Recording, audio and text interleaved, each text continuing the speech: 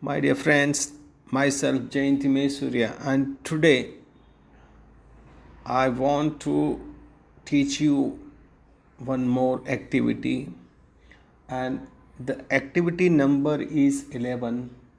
This activity is based upon the conversation, but it seems આ એક એક એવી એક્ટિવિટી છે જે વાતચીતના અર્થમાં અથવા બે વ્યક્તિ જે રીતના વાતચીત કરે અને એના વચ્ચે જે હાસ્ય ઉત્પન્ન થાય એવું જ કંઈક અહીંયા આપવામાં આવેલું છે and that can lead us to laugh only. એ આપણને હસાવે છે કે ભાઈ આપણે ઘણી વખત આવા આવા પ્રશ્નો આપણે પૂછીએ છીએ અને અહીંયા પણ એવું જ કંઈક દર્શાવ્યું છે. ચાલો આપણે પ્રયત્ન કરીએ. There is mister Wykins. એક વ્યક્તિને નામ આપ્યું છે mister Wykins. Why, where, which, who, these are interrogative adjectives. આ બધા પ્રશ્નવાચક વિશેષણ છે આપણે અંગ્રેજી ભાષામાં, એ આપણે જાણીએ છીએ. પણ અહીંયા એને એક નાઉન તરીકે, વ્યક્તિ તરીકે દર્શાવેલા છે અને એના એ લોકો વચ્ચે એક પ્રશ્નાવલી, પ્રશ્નોત્તરી થાય છે અને એમાંથી હાસ્ય નિષ્પન્ન થાય છે તે જોઈએ. He always ask questions to everyone. વાયથી તો પ્રશ્ન પૂછાય છે આપણે જાણીએ છીએ, પણ એ હંમેશા બધાને પ્રશ્ન પૂછે છે એવું કહે છે. All are sad. બધા એકદમ નિરાશ છે. They are bored. તેઓ કંટાળી ગયા છે. Whenever mister Wykins comes. જ્યારે પણ, જ્યાં પણ મિસ્ટર વાઇકિન્સ આવે છે, they run away from there. અને ત્યાંથી પેલા લોકો બધા ભાગી જાય એમ કહે. જેને ગુજરાતીમાં આપણે એવું કહીએ કે માઠું બહુ ખાયા કરે છે સાહેબ, માઠુંનો દુખાવો છે આમાં, એવું કંઈક અહીંયા. તો mister Wykins ask many questions to everyone. Mister Wykins બધાને ઘણા બધા પ્રશ્નો પૂછે છે. One day mister Wykins meets mister Because. જોજો અહીંયા જો, આ એક્ટિવિટીની વિશેષતા જોજો કે અહીંયા મિસ્ટર વાઇકિન્સ શું પૂછે છે, મિસ્ટર બીકોઝને મળે છે. બીકોઝ એટલે કારણ, આપણે કારણે જાણીએ છીએ, કારણ આપીએ છીએ. Let's see what happens. અને આગળ જોઈએ આપણે શું થાય છે તે આગળ. Mister Wykins said, why are you here. એટલે મિસ્ટર વાઇકિન્સ પૂછ્યું કે ભાઈ તું અહીંયા શા માટે છે. Mister Because say mister Because say because I like this garden. કારણ કે આ ગાર્ડન, આ બગીચો મને ગમે છે. Mister Wykins say why do you like it. તો પણ એ પ્રશ્ન પૂછે કે ભાઈ તને એ શા માટે ગમે છે.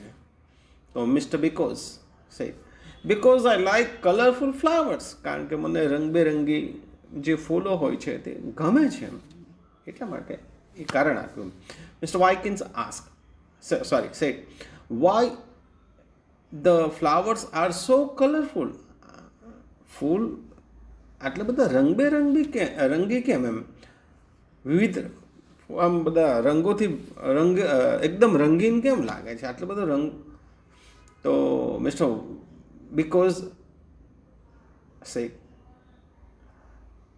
Because of rain. વરસાદને કારણે, સનલાઇટ, સૂર્યપ્રકાશ, સોઇલ એન્ડ વોટર. અને સોઇલ એટલે ધરતી, જમીન અને પાણી, આ બધું ભેગું થાય તો પછી એ સરસ મજાના ફળદ્રુપ જમીન હોય તો એવા જ મજાના ફૂલો ઉગે.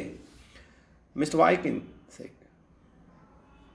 Y don't I know this. એટલે મિસ્ટર વાઇકિન્સ પાછળ પૂછે, કહે છે એટલે આ મને કેમ નથી ખબર આ બધી વસ્તુની, પ્રશ્ન પૂછે. Mister Because say because of your questions. કારણ કે તમારા પ્રશ્નો. Mister Wykins say why do I ask questions.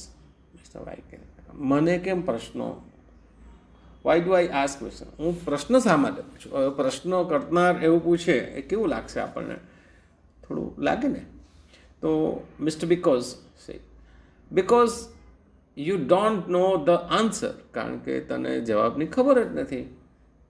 Mister Wykins સે નો આઈ નો oops, I forget to ask questions. Why? એટલે મિસ્ટર વાઇકિન્સ ના પાડે છે. આઈ નો, મને ખબર છે. અરે હું પ્રશ્ન પૂછવાનું ભૂલી ગયો. શા માટે? પાછી એવો પ્રશ્ન પૂછે. હવે પ્રશ્ન કરતાં જ પ્રશ્ન પૂછે અને પાછો કહે છે કે મને જ ખબર નથી શું પૂછવાનું છે. એટલે અમે પાછો એ પ્રશ્ન રૂપે પાછો રજૂ થાય કે શા માટે ભૂલી ગયો? Mister because I can give every answer to your questions. કારણ કે હું તારા બધા જ પ્રશ્નોનું કારણ આપી શકું છું. સો here you can say it is likely headache, માથાના દુખાવા જેવું લાગે. પણ અહીંયા આપણે એ સમજવાનું છે કે જે વ્યક્તિ પ્રશ્ન પૂછી શકે, જેની પાસે પ્રશ્નો પૂછવાની તાકાત હોય, જેની પાસે લોજિક છે, તે વ્યક્તિ ભાષા શીખી શકે. અને ભાષા શીખવા માટે તર્કશક્તિ, કલ્પના શક્તિ, ઓબ્ઝર્વેશન પાવર, શબ્દોનો ભંડોળ અને એવા અનેક તત્વો નહીં પણ અનેક પાસા ખૂબ જ મહત્ત્વનો ભાગ ભજવે છે. તો મિત્રો, તમારે એ વસ્તુ ખાસ સમજવાની જરૂર છે કે જો ભાષા શીખવું હોય તો you need to combine all these things and get ready to talk in English. Thanks.